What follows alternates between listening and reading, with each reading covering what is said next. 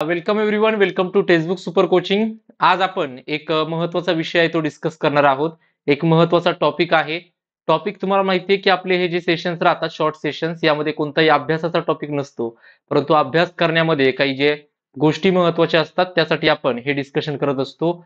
आठवड्यातून एक लेक्चर आपण या पद्धतीचं घेतो. एक शॉर्ट सेशन राहतं हे 10-15 मिनिटांचं. परंतु यामध्ये आपण जनरली स्ट्रॅटेजी डिस्कस करतो किंवा जे कॉमन डाऊट्स आहेत विद्यार्थ्यांचे ते आपण डिस्कस करतो.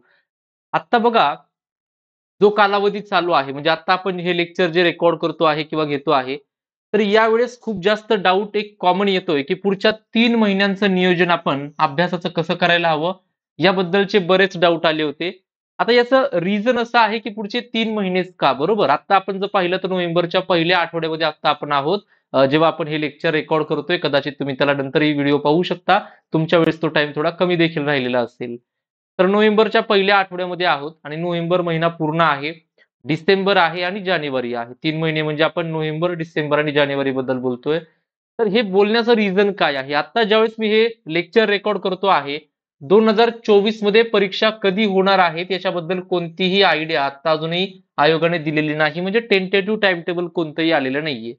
परंतु ज्या पद्धतीने आपण जर थोडं पाहिलं की चर्चा चालू आहे किंवा एक पद्धतीने इलेक्शन इयरला जे आपल्या जे पूर्व परीक्षा आहेत, त्या जशा पद्धतीने थोड्या लवकर झालेल्या आहेत आतापर्यंत, तर त्याचाच एक अंदाज जर लावला तर आपल्याकडे फक्त 3 महिने आता अभ्यासाला आहेत असं आपण म्हणू शकतो 2024च्या दृष्टीने. त्यामुळे हे लेक्चर जे आहे हे टेंटेटिव्ह टाइम टेबल येण्याच्या अगोदरचं आहे. टेंटेटिव्ह टाइम टेबल आल्यानंतर आपण परत एखादं लेक्चर घेऊ. पण आता देखील आपण काय करणं म्हणजे सुरुवात करणं गरजेचं आहे. बरोबर? सो आपण काय करूया हे डिस्कस करूयात आणि तुम्हाला बरेच मुद्दे समजतील. हे लेक्चर शेवटपर्यंत पहा.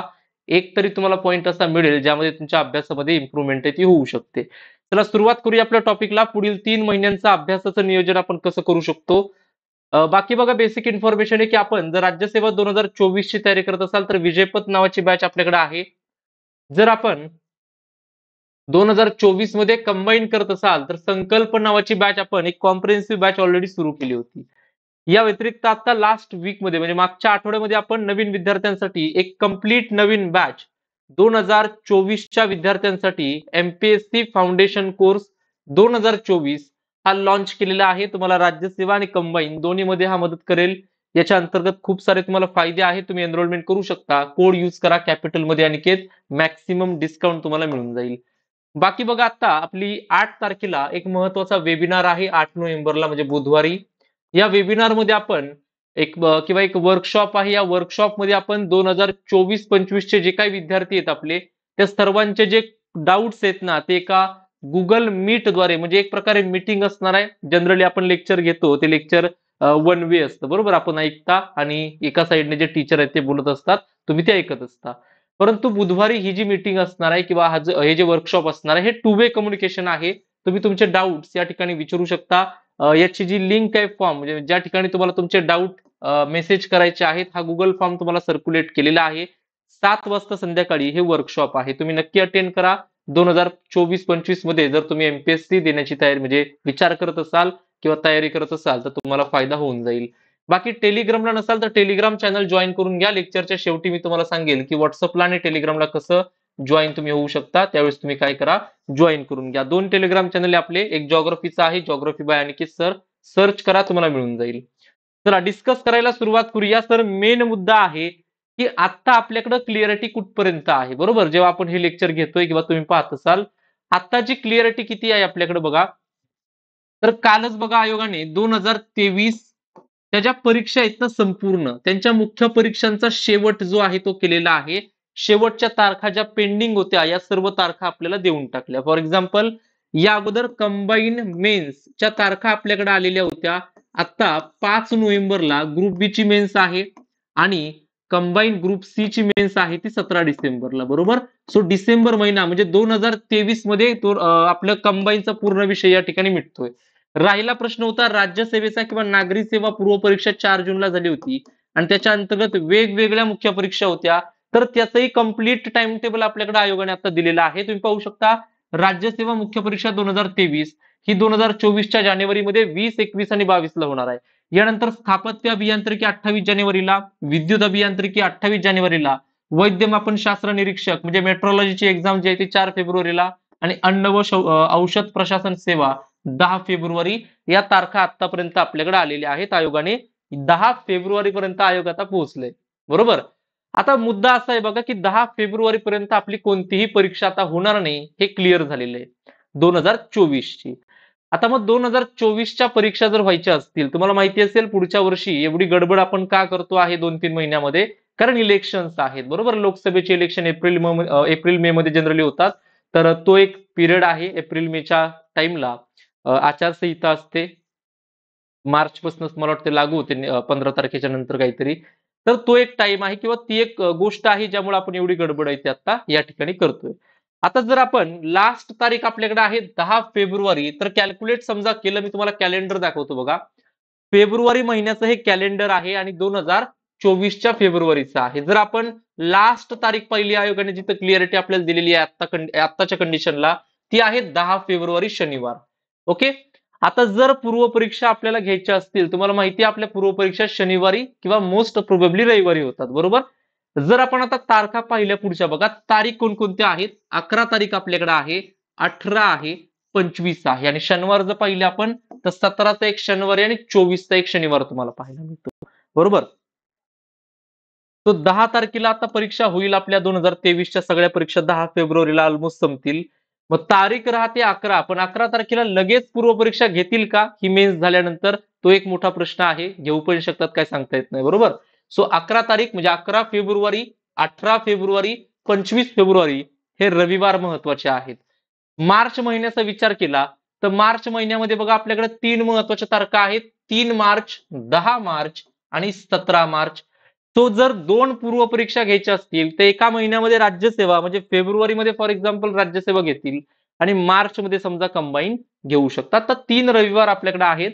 मोस्ट प्रोबेबली मला असं वाटतं की या तारखांमधली कोणती तरी तारीख ही आपल्याला पाहायला मिळू शकते जर परीक्षा आता घ्यायच्या ठरवल्या तर. ओके. तर हा एक मुद्दा आहे. पण आपण पकडून चलूया की आपल्याकडे आता मिनिमम जे दिवस शिल्लक आहे ते आहेत 98 दिवस. हे 98 मी कॅल्क्युलेट कुठून केले? तर 98 दिवस मी कॅल्क्युलेट केलेले आहेत. आज मी जेव्हा लेक्चर रेकॉर्ड करतोय 4 नोव्हेंबर, तिथून ते 10 फेब्रुवारी. ओके. जी लास्ट डेट आहे आपल्या 2023च्या मेन्सच्या आयोगाने डिक्लेअर केली आहे. तर इथपर्यंत आपण जर पाहिलं तर 98 दिवस म्हणजे सेफली 98 दिवस तर आपल्याकडे अजूनही आहेत. त्याच्या पुढे हे दिवस वाढणार आहेत, पण ते किती वाढतात हे फक्त आता पाहणं आपल्याला गरजेचं आहे. बरोबर. ते नक्की किती पुढे जाऊन वाढतायत दिवस. बरोबर. तर हे मिनिमम 98 दिवस आपण पकडून चालूया आपल्याकडे आहेत. आता येऊया आपण आपल्या मेन मुद्द्याकडे की जर कंबाईनचे आता हे जे लेक्चर आहे ते स्पेशली कंबाईनसाठी तुम्ही जॉईन झाला असाल तर कंबाईनची तयारी आपण पुढच्या 3 महिन्यामध्ये कशी करू शकतो याबद्दल आपण काय करू एकदा डिस्कस करूयात. आणि हे डिस्कस करण्यासाठी आपल्याला एकदा मी ओव्हरलुक करून देतो 2023 कंबाईन पूर्व परीक्षा यामध्ये प्रश्नांचं वेटेज हे कसं राहिलं. या अगोदरचं नाही सांगत सर 22चं, 21चं, 20चं याचं का सांगत नाहीये. याचं ना खूप मोठं कारण आहे. तुम्हाला माहिती असेल नोव्हेंबर 2022 मध्ये कंबाईनचा पॅटर्न सिलेबस सर्व चेंज झालेला आहे. बरोबर. आता लक्ष द्या, अगोदर पूर्व परीक्षा ग्रुप बी आणि ग्रुप सी च्या वेगळ्या व्हायच्या, ती 2023 पासून एकत्र व्हायला लागलेली आहे. एक प्रॉपर कंबाईन एक्झाम आपण 2023 पासून पाहतोय. त्यामुळे जर तुम्हाला पॅटर्न पाहायचं असेल किंवा पॅटर्न फॉलो करायचं असेल तर 2023 30 एप्रिलला जी पूर्व परीक्षा झाली आपली कंबाईनची त्याचा पॅटर्न फॉलो करा. एकदम डिटेलमध्ये जर गेलो तर तुम्हाला वेटेज या ठिकाणी दिलेलं आहे. सर्वांनी हे वेटेज पाहून घ्या म्हणजे तुम्हाला प्लॅन करायला सोपं जाईल. भूगोलाचे कोर भूगोलाचे प्रश्न आले 9, इतिहासाचे प्रश्न होते यामध्ये 10, राज्यव्यवस्था किंवा राज्यशास्त्र 15, अर्थव्यवस्था आहेत 15, चालू घडामोडीचे 16 होते. एक भूगोलातला इकडे आपण टाकतो तो इंदोरवाला. सामान्य विज्ञानचे 15 आणि मॅथ्स रिझनिंगचे जे आहेत बुद्धिमत्ता गणितचे 20 प्रश्न. अशा पद्धतीने प्रश्न आपल्याला आलेले होते. हा पॅटर्न आता एका परीक्षेमध्ये जरी ऍटलिस्ट आपल्याला दिसला म्हणजे 2023च्या पूर्व परीक्षेमध्ये. मग सर तोच पॅटर्न आता रिपीट होईल का 2024ला? होण्याचे चान्सेस खूप जास्त राहतात कारण मेन चेंज झालाय ना तो लक्षात ठेवा. इथं जिथं 20 प्रश्न तुम्हाला मॅथ्स रिझनिंगचे यावर्षी विचारले गेले आणि मला असं वाटत नाही की यामध्ये जास्त काही ते बदल करतील. हेच काहीतरी पॅटर्न ठेवतील. भूगोलाचे 10, इतिहासाचे 10, राज्यव्यवस्था आणि अर्थव्यवस्था 15 प्रश्न, करंट अफेअर 15, सामान्य विज्ञान 15 आणि 20 प्रश्न ठेवतील आपल्या मॅथ्सला. बरोबर. मॅथ्स रिझनिंगला. तर हा पॅटर्न तुम्हाला ऑलरेडी माहिती असेल. आपण एकदा त्याला रिवाइज देखील केला. मग सर आता प्लॅनिंगसाठी म्हणजे प्रिलिम्सच्या दृष्टीने जर पाहिलं तर आपण काय केलं पाहिजे? पण नक्की आता प्रिलिमवरती फोकस करायला पाहिजे का? हा पण सर्वात मोठा प्रश्न तुमच्याकडे असेल. तर बघा आता आपण कॅल्क्युलेट केले होते दिवस 98 आहेत म्हणजे 3 महिने आणि वरती काहीतरी दिवस आपल्याकडे शिल्लक आहेत मिनिमम म्हणजे तेवढे तर फिक्स आहेत. त्याच्यावरतीही ते वाढू शकतात. म्हणजे 3 ते 4 महिने एवढा टाईम तुमच्याकडे आहे असं तुम्ही समजून जा. तर या 3-4 महिन्यांमध्ये आपण हे प्लॅनिंग कसं करू शकतो? बघा हे प्लॅनिंग वेगवेगळ्या विद्यार्थ्यांसाठी वेगवेगळं राहतं नेहमी कारण प्रत्येक जणाचा अभ्यास हा काही एकसारखा नसतो किंवा प्रत्येक विद्यार्थी हा एकाच पर्टिक्युलर आपण म्हणतो की गटामध्ये मोडत नाही म्हणजे पूर्ण अभ्यास झालाय, आत्ताच सुरुवात केलेली आहे, 1 वर्ष सुरुवात असे अनेक गट आहेत विद्यार्थ्यांचे. त्यामुळे आपण ज्यावेळेस प्लॅनिंग करतो त्यावेळेस आपल्याला ते इंडिव्हिज्युअल लेव्हलला करावं लागतं. आपल्या परिस्थितीला पाहून, अभ्यासाच्या परिस्थितीला पाहून आपण त्याचं प्लॅनिंग आहे ते करावं लागतं. मग आता इथं काही कॉमन पॉइंट सांगतो सर्वांसाठी. जर आपण प्रिलिमच्या दृष्टीने प्लॅनिंग करायला गेलात, तर मी तुम्हाला 2 म्हणजे गोष्टी सांगेल महत्त्वाच्या, ज्या सर्वांसाठी लागू आहेत. बघा, भले तुम्ही खूप दिवसांपासून अभ्यास करताय किंवा आत्ता सुरुवात केली आहे. तो म्हणजे सायन्स. सायन्सचा काय विषय सर? सायन्स हा खूप मोठा गेम चेंजर आहे. पहिला मुद्दा आणि दुसरा मुद्दा मॅथ्स रिझनिंग. बरोबर? आता मॅथ्स, रिझनिंग आणि सायन्स याचे टोटल प्रश्न येतात 35 म्हणजे आत्ताचा पॅटर्न पाहिला तर. आणि 35 प्रश्न हे डिसाइडिंग आहेत बरं का, म्हणजे 100 पैकी 35 प्रश्न या 2 विषयांना असतील आणि हे 2 विषय जमत नाहीत बऱ्याच विद्यार्थ्यांना, हे पण सत्य आहे. म्हणजे बाकी जसे जमतात, भूगोल असेल, इतिहास असेल, पॉलिटी असेल, इकॉनॉमी पण असेल, करंट अफेअर असेल, पण करंट अफेअर पण आपण इथंच ठेवूया. बघा, तिसरा एक पॉईंट सांगतो कारण तो पण थोडा डायनामिक आहे. याला पण आपण काय करूया, इथंच ठेवूया, आपल्या या लिस्टमध्ये ठेवूया डिसाइडिंग फॅक्टर्समध्ये. मी तुम्हाला खूप लेक्चर्समध्ये हीच गोष्ट परत रिपीट सांगतो आहे. कारण ऍक्च्युली बघा त्याच्या व्यतिरिक्त काहीच नाही, म्हणजे हेच महत्वाचं आहे ऍट दी एंड. जर तुम्हाला प्रिलिम्स क्वालिफाय करायची असेल, भले ती राज्यसेवा असेल किंवा कंबाईन असेल, जर तुमचा सायन्स मध्ये स्ट्रॉंग पॉईंट असेल ना, तुम्ही जर पॉझिटिव्ह मध्ये असाल ना सायन्समध्ये, तर तुम्हाला खूप फायदा होईल पूर्व परीक्षेमध्ये. मुख्याला म्हणत नाही मी आता सध्या, पण पूर्वला तर फिक्स होईल. राज्यसेवेला मुख्य नाही, पण कंबाईनला मुख्याला तर सायन्स आहे, तो कंबाईनला पण तुम्हाला खूप फायदा होईल. मॅथ्स, रिझनिंग म्हणजे जर तुम्हाला कंबाईन करायची असेल ना, मी तुम्हाला सोप्या भाषेमध्ये सांगू का, एक गोष्ट सरळ सांगू का, जर तुम्ही कंबाईन 2024 टार्गेट करत असाल ना, तुमचा सर्वात जास्त फोकस पाहिजे सायन्स आणि मॅथ्स रिझनिंग वरती. याचं रिझन असं आहे की हे विषय प्रिलिमला तर डिसाइडिंग फॅक्टर आहेतच, पण मेन्सलाही आहेत. आतापर्यंत काय व्हायचं, भले मॅथ्स रिझनिंगचे काही होते अगोदर टॉपिक, पण सायन्स नव्हता मेन्सला, बरोबर? आणि या वर्षी तो सायन्स तुम्हाला मेन्सला पाहायला मिळतो. हा खूप म्हणजे महत्वाचा फॅक्टर आहे, लक्षात ठेवा. आणि जर तुम्ही कंबाईन करत असाल ना, नो डाऊट तुम्हाला विषय आवडत असतील, विषय आवडत नसतील, हे 2 विषय तुम्हाला तुमच्या आवडीचे करावे लागतील. कसे करायचे तुम्ही तुमच्या लेवलला पाहून घ्या, कारण तिथं मी जास्त काही मदत नाही करू शकणार. पण तुम्हाला हे 2 विषय फेव्हरेटच करावे लागतील, एवढं लक्षात ठेवा. आणि असं काही नाही बघा की तुमचे हे विषय आवडीचे नसतात, असूही शकतात बऱ्याच विद्यार्थ्यांचे.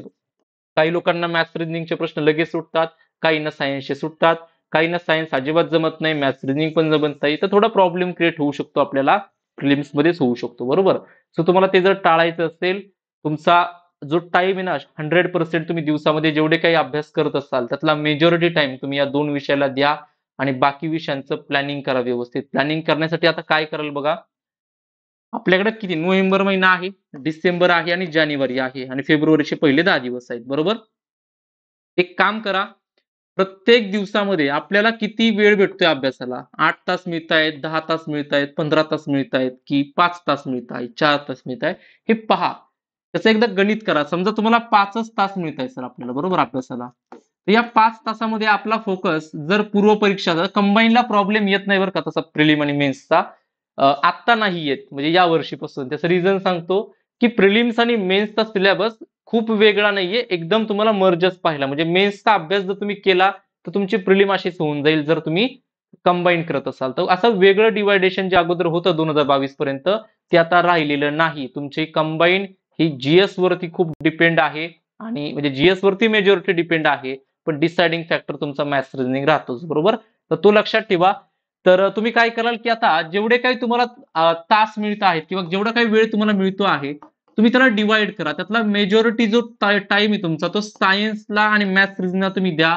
जर तुम्हाला ते अवघड जात असेल, तर सोपं जात असेल तर बाकी विषयांना पटापट तुम्ही रिवाइज करून घ्या आणि मग त्यानंतर काय करा, तुम्ही या 2 विषयांना पण रोज वेळ द्यावा लागेल बरं का, या 2 विषयांना रोज तुम्हाला हे 2 विषय काही ना काही अभ्यास करावा लागेल. तेव्हा कुठं हे 2 विषय तुम्हाला हेल्प करतील आणि जर या 2 विषयांनी तुम्हाला प्रिलिम्समध्ये आणि मेन्समध्ये साथ दिली ना, तर तुम्ही आरामात काय होताल पार करून जाल बरोबर ही परीक्षा. पण जर या 2 विषयांनी तुम्हाला जर प्रॉब्लेम क्रिएट केला, ओके? तर म्हणजे ओपनली सांगतो तुम्हाला, की थोडा प्रॉब्लेम क्रिएट होऊ शकतो मग आपल्याला बरोबर. त्यासाठी उगाच काहीतरी तुम्हाला सांगायचं, की सोपं आहे किंवा होऊन जाईल किंवा की हे पण सोपं आहे असं मी म्हणणारच नाही अजिबात. कारण ही गोष्ट जर रिॲलिटी असेल ते तुम्हाला सांगणंही गरजेचं आहे. कारण तुम्ही हे लेक्चर आत्तापर्यंत पाहिलंय, तर ते तुम्हाला फक्त काही ठराविक गोष्टींसाठी मी तुम्हाला सांगणं, की हे सोपं आहे, याच्याकडे काही लक्ष देऊ नका असं सांगणं चुकीचं ठरेल, बरोबर? तुम्ही या 2 विषयांना फोकस करा. जरी हे विषय माझे नसतील, तरी मी नेहमी सांगतो, की हे 2 विषय तुम्हाला डिसायडिंग फॅक्टर आहेत कंबाईनमध्ये. ओके, यावरती फोकस कराल. आता प्लॅन करताना प्रत्येकाचं टाइम टेबल वेगळं राहणार आहे. तुम्ही एकदा दिवसाचा प्लॅन करा आणि मायक्रो प्लॅनिंग करा. म्हणजे मला पुढच्या 1 तासामध्ये काय करायचंय, पुढच्या अर्ध्या तासामध्ये काय करायचंय तेवढं ठरवून घ्या आणि तेवढं कंप्लीट करा. छोटे-छोटे टार्गेट ठेवा, ते अचीव्ह करा आणि ते कंप्लीट करत जाल तेव्हा तुम्हाला समजेल की काहीतरी आपण मोठी चेन क्रिएट केलेली आहे, बरोबर? तर छोटे टार्गेट ठेवा आणि ते फक्त कंप्लीट करा. मोठं टार्गेट ठेवायला गेला की 3 महिन्यामध्ये मला सगळं कंप्लीट करायचंय. हे लाँग टर्म टार्गेट तर असलंच पाहिजे, बरोबर? पण जर आत्ताच म्हणले की 1 महिन्यामध्ये मला हे पुस्तक वाचायचंय आणि वाचायला सुरुवात केली, तर 15 दिवस झाल्यानंतर समजेल की पुस्तक 1 महिन्यात होणं शक्य नाहीये. हे का होईल? कारण आपण तसं मायक्रो प्लॅनिंग करत नाही. मग काय करा, 1 महिन्याचं पुस्तक तुम्हाला कंप्लीट करायचं असेल किंवा नोट्स कंप्लीट करायच्या असतील, तर तुम्ही बघा किती नोट्स आहेत त्या. दिवसामध्ये तुम्हाला समजा 10 पेजेस रीड करायचे आहेत, रिवाईज करायचे आहेत. तर हे एवढं न्यूमेरिकल जावं लागेल बघा. बरेच जण तुम्हाला सांगतील की एवढं टार्गेट वगैरे ठेवून अभ्यास करायचा नसतो वगैरे. त्यांचंही काही अँगलने बरोबर, आता काही विद्यार्थ्यांना नाही आवडत. पण जर तुम्हाला एकदम वेळ कमी असेल ना, थोडं टार्गेट ठेवून तुम्ही जाऊ शकता, की एवढ्या वेळेमध्ये एवढंच कंप्लीट करायचंय मला आणि ते कंप्लीट झाल्यानंतर मला पुढचा पॉइंटला लक्ष द्यायचं आहे, बरोबर? सोबत प्रिव्हियस इयर क्वेश्चन पाठ करायचे आहेत सोडून-सोडून आपल्याला ते ऑलमोस्ट समोर आलं तर डायरेक्ट उत्तर क्लिक झालं पाहिजे इथपर्यंत प्रॅक्टिस करायची आहे प्रिव्हियस इयर क्वेश्चनची. आता झालेल्या कंबाईन्ड मेन्स ऑक्टोबर 2023 मध्ये ज्या मेन्स झाल्या 2022च्या त्याचे 4ही पेपर, एस-टी-आयचा पूर्ण पेपर, ए-एस-ओचा पूर्ण पेपर, काही ठराविक पॉइंट सोडला तर आणि आपला जो सब रजिस्ट्रार आणि दुसरा जो पेपर होता आपला पी-एस-आयचा त्यातले फक्त जी-एसचे विषय म्हणजे आपला जो पॉलिटी असेल किंवा इकॉनॉमी असेल किंवा त्यामधला सॉरी इकॉनॉमी या पी-एस-आयला नव्हता अगोदरच्या पॅटर्नमध्ये, हिस्ट्री असेल बरं, भूगोल असेल, तर त्याचे जे काही 30 प्रश्न असतील, 30-35 प्रश्न असतील तेवढे पाहणं आपलं काम आहे, बरोबर? तर ते प्रश्न देखील पहा 2022 मध्ये आलेले तुम्हाला पुढच्या वर्षी प्रिलिम्सला ते मदत करू शकतात. ओके, तर हे सगळं लक्षात ठेवा. बाकी काय करा बघा, प्रिव्हियस इयर क्वेश्चन वाचताना तुम्हाला समजून जाईल की महत्त्वाचे टॉपिक कोणते कंबाईनसाठी. आता मी तुम्हाला 1-2 टॉपिक सांगतो. तुम्ही जेव्हा अनालिसिस कराल तेव्हा तुम्हाला वाटेल की सरांनी बरोबर सांगितलं होतं, बरोबर?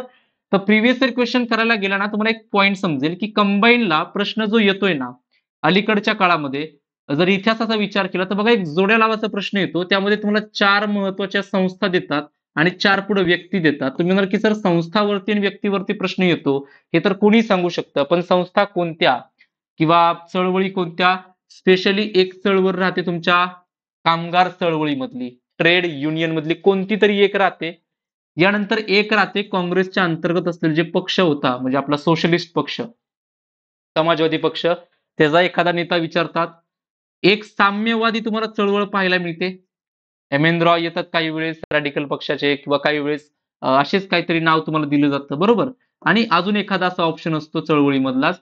तर हे काय करतात की विचारतात आणि पुढे तुम्हाला जोड्या लावायला विचारतात. तुम्ही कंबाईन्ड प्रिलिम आणि मेन्सचे पेपर पहा. गेल्या 3 ते 4 वर्षामध्ये हा प्रश्न 3 ते 4 वेळा रिपीट झालाय आणि कधी झाला होता त्याचं एक एक्झाम्पल सांगतो. हा सेम प्रश्न आला होता 2 एक्झाम मध्ये. त्यातली एक्झाम होती ऑक्टोबर 2022 मध्ये झालेली कंबाईन्ड पूर्व परीक्षा 8 ऑक्टोबरला झाली होती, बरोबर? तुम्ही चेक करा प्रिव्हियस इयर क्वेश्चन मध्ये तुम्हाला मिळून जातील. भूगोलामध्ये आलात, कंबाईन मध्ये भूगोलाचे काही प्रश्न रिपीट होत आहेत. फॉर एक्झाम्पल एक बेसिक प्रश्न, डोंगर, नद्या, डोंगर, नद्या महाराष्ट्रातील तुम्हाला विचारतात ते कोणत्या नद्यांच्या दरम्यान कोणता डोंगर आहे किंवा कोणत्या डोंगराने कोणत्या नद्या वेगवेगळ्या केलेल्या आहेत ते विचारतात. आणि एक प्रश्न आता येतोय बघा, ते म्हणजे क्रांतीवरती. आता कुठल्या क्रांती, बरोबर? ते नाही का, हरित क्रांती, धवल क्रांती, नील क्रांती, कंबाईनला येतोय प्रश्न. ओव्हरऑल एमपीएससी मध्येच येतोय आता 2 वर्षात. तर असे काही पॉइंट्स आहेत ना, हे तुम्हाला आता सगळे तर आपण एखाद्या वेगळ्या लेक्चर मध्ये घेऊया. नाही तुम्ही एक काम करा, आपला जो टेलिग्राम ग्रुप आहे ना, जॉग्राफी बाय अनिकेत सर, हे सर्च करा टेलिग्रामला जॉग्राफी बाय अनिकेत सर, तुम्हाला टेलिग्राम चॅनल मिळून जाईल. त्याच्यावरती मी कंबाईनसाठी महत्त्वाचे असणाऱ्या टॉपिकची लिस्ट टाकणार आहे. तुम्ही हा जॉईन करून ठेवा सर्वांनी, म्हणजे तुम्हाला ती मिळून जाईल. ओके, सर्च करा, मिळेल तुम्हाला चॅनल. तर आपण काय करूया, तिथे एकदा किंवा एखादं सेपरेट लेक्चर घेऊ, किंवा टेलिग्रामला पण मी तुम्हाला ह्याची लिस्ट आहे ती कंबाईनसाठी स्पेशली सांगून देईल. Okay, done. तर बघा, हे सगळे मुद्दे होते. आय होप तुम्हाला परीक्षेमध्ये प्रिपरेशन करताना काही ना काही मदत होईल या लेक्चरची. जर तुम्हाला लेक्चर आवडलं असेल तर सेशनला लाईक करा, एखादी कमेंट करा, म्हणजे नंतर जे विद्यार्थी लेक्चर पाहतात त्यांनाही ते पाहण्यासाठी थोडं मोटिवेशन राहतं की लेक्चरमध्ये खरंच काहीतरी चांगलं सांगितलेलं आहे. जर तुम्ही आपल्याशी कनेक्ट नसाल तर व्हॉट्सअपला ग्रुपला ऍड होण्यासाठी मला या नंबरवरती मेसेज करा. तुम्ही स्क्रीनशॉट घ्या या नंबरचा आणि व्हॉट्सअपला मला मेसेज करा, मी तुम्हाला ग्रुपला ऍड करून देईल. सांगा की तुम्ही कंबाईनच्या स्ट्रॅटेजी लेक्चर मधून आलाय किंवा कोणत्याही लेक्चर मधून आला असाल तरी सांगा, म्हणजे त्या पद्धतीने मी तुम्हाला ऍड करून देईल ग्रुपला. चालेल. चला, सेशनला लाईक करायचं बाकी असेल तर लाईक करा. बाकी बेसिक इन्फॉर्मेशन सांगतो बघा. आपण सुपर कोचिंग वरती 40 पेक्षा जास्त video courses, mock test, notes, live classes, या व्यतिरिक्त ऑफलाईन क्लासेसचे रेकॉर्डिंग देखील प्रोव्हाइड करतो. हे सगळे सुपर टीचर या ठिकाणी तुम्हाला लाईव्ह कोर्सेस मध्ये टीच करण्यासाठी आहेत. आपले वेगवेगळ्या बॅचेस आहेत. विजयपथ नावाची बॅच तुम्हाला राज्यसेवेसाठी पाहायला मिळते. संकल्प नावाची बॅच तुम्हाला कंबाईनसाठी पाहायला मिळते. आणि नवीन विद्यार्थ्यांसाठी 2024च्या दृष्टीने एक कंप्लीट नवीन बॅच आता आपण सुरू केली होती. ती बॅच आहे एमपीएससी फाउंडेशन कोर्स 2024. ही बॅच जर तुम्हाला जॉईन करायची असेल तर कोड यूज करा कॅपिटल मध्ये अनिकेत, तुम्हाला मॅक्सिमम डिस्काउंट आहे तो मिळून जाईल. जर तुम्ही पुढच्या वर्षी तयारी करत असाल किंवा 25 ची तयारी करत असाल तर आपलं एक वर्कशॉप आहे 8 तारखेला बुधवारी संध्याकाळी 7 वाजता. 2 वे कम्युनिकेशन असेल, तुम्ही डाऊट विचारू शकता डायरेक्टली. ओके, तर हे एक लक्षात ठेवा, तुम्हाला मदत आहे ती होऊन जाईल. बाकी बघा, आता जर टेलिग्रामला नसाल तर टेलिग्राम चॅनलचे नाव मी तुम्हाला सांगतो या ठिकाणी. जो आपला मेन टेलिग्राम चॅनल आहे तो देखील तुम्ही जॉईन करू शकता. आणि हा जॉईन करण्यासाठी तुम्हाला सर्च करावं लागेल अनिकेत सर टेक्स्टबुक. तुम्ही सर्च करा टेलिग्रामला अनिकेत सर टेक्स्टबुक, तुम्हाला टेलिग्राम चॅनल आहे तो मिळून जाईल. ओके, आणि दुसरा जॉग्राफीचा आहे आपला जॉग्राफी अनिकेत सर, तो देखील तुम्ही जॉईन करू शकता. ओके, आय होप की हे लेक्चर आवडलं असेल. अशा अनेक लेक्चर मध्ये आपण भेटत असतो. आपण या अगोदर देखील काही लेक्चर घेतलेले आहेत. तुम्हाला टाइम असेल तर नक्की ते लेक्चर व्हिडिओ सेक्शन मध्ये जाऊन पाहू शकता. या लेक्चर मध्ये आपण थांबूया. Thank you everyone for joining this session. Have a nice day head. Thank you.